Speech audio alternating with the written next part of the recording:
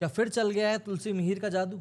शांति निकेतन में एक बार फिर से रौनक लौट आई है और लोगों के जहन में 90s की यादें ताज़ा हो चुकी हैं क्योंकि सास भी कभी बहू थी फिर से टेलीकास्ट हो गया है। 25 साल के बाद में क्योंकि सास भी कभी बहू थी की टीवी पर वापसी हो चुकी है।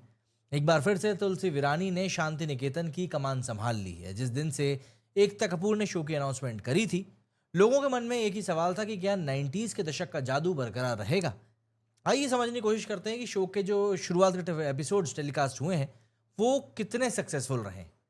सबसे पहले तो इस शो के पहले एपिसोड की शुरुआत थीम सॉन्ग रिश्तों के भी रूप बदलते हैं, नए नए सांचे में ढलते हैं, इसी से होती है।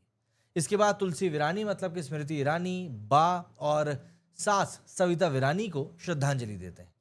दादी सास और सास को याद करते हुए वो शांति निकेतन में कदम रखती है। शांति निकेतन में तुलसी और मिहिर की 38वीं वेडिंग एनिवर्सरी की तैयारी चल रही है। पूरा घर तुलसी और मिहिर की वेडिंग एनिवर्सरी के सेलिब्रेशन में जुटा हुआ है। लेकिन मिहिर इस खास दिन को भूल जाता है। सीरियल में ट्विस्ट तब आता है जब मिहिर तुलसी को वेडिंग एनिवर्सरी पर कार गिफ्ट में देता है।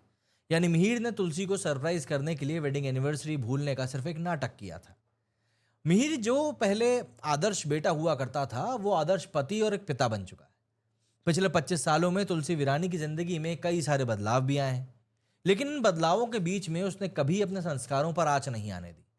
आज भी तुलसी ने विरानी परिवार के सदस्यों को जोड़ कर रखा है। पहले एपिसोड में यह भी पता चलता है कि करण, शोभा और हेमंत अब शांति निकेतन में नहीं रहते। हेमंत अब एक वकील हो चुका है जो दिल्ली में रहता है। दक्षा चाची सोशल मीडिया और एंटरटेनमेंट इंडस्ट्री की दीवानी है और शो खत्म होने से पहले ही ये भी पता चल जाता है कि गायत्री का किरदार आने वाले समय में कुछ ज़्यादा ही ग्रे होने वाला है। सीरियल में उसके अच्छे और बुरे दोनों पहलुओं को देखने के लिए मिलेंगे, ये बात तय है। इसके अलावा इस शो के दूसरे सीजन से कई सारे पुराने चेहरे गायब हैं, तो वहीं कई सारे नए चेहरे भी देखने को मिलेंगे। एपिसोड में अंगद, परी, ऋतिक की छोटी सी झलक भी देखने को मिलती है। हालांकि इनके किरदारों से साफ पता चलता है कि ये तीनों आने वाले समय में शो के अहम रोल अदा करने वाले हैं। साथ ही आने वाले अपकमिंग एपिसोड में कुछ नए किरदारों की भी एंट्री होगी। बात करें जादू की तो 25 साल पहले भी तुलसी अपने परिवार को एकजुट रखने में जुटी थी और आज भी उसकी यही कोशिश है कि विरानी परिवार टूट कर ना बिखर जाए।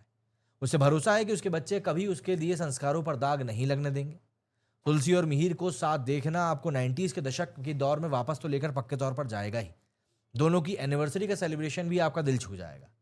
आज भी शांति निकेतन में रौनक है, लेकिन कुछ पुराने किरदारों की कमी आपको खलती है। दक्ष, गायत्री, करण, नंदिनी, हेमंत, शोभा, इन सबको देखकर तुरंत एक जुड़ाव महसूस होता है।